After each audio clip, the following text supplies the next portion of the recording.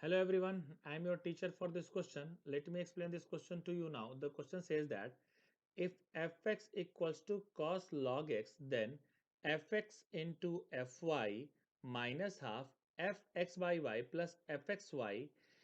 Option A 1, option B 1 by 2, option C 2, option D none of these.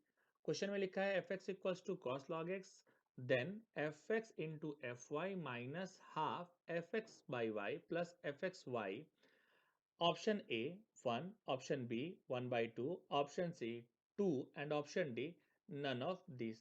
सबसे पहले हम बात करते हैं गिवन क्या है. गिवन है fx equals to cos of log x. To find क्या करना है? टू फाइंड करना है fx into fy minus half f of x by y plus f x y. सो अगर हम सॉल्यूशन की बात करते हैं तो हमें चाहिए F X into F Y.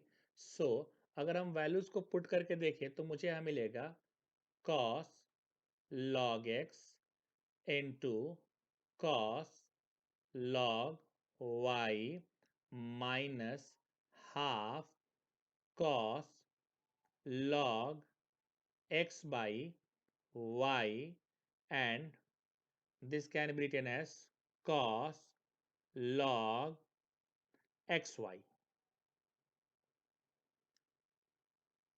Now cos log x into cos log y, we will apply some properties of log. This can be written as cos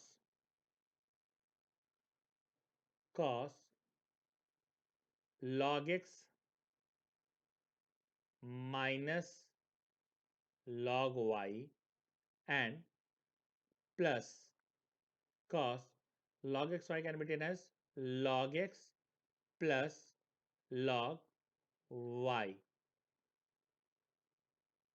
Write the formula that we have applied. We have applied log x by y can be written as log x minus log y. We will apply one more formula. The value of cos c plus cos d, and this can be written as twice of cos of c plus d by 2 into cos c minus d by 2. So now it can be written as cos log x into cos log y, cos log x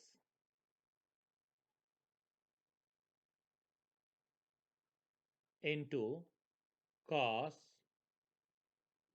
log y minus half, and apply the formula of cos c plus cos t. We can write as 2 cos c plus d. So log x minus log y plus log x plus log y divided by 2, and this can be written as cos c minus d. So cos into cos log x minus log y minus log x minus log y divided by 2, and this can be written as cos log x into cos log y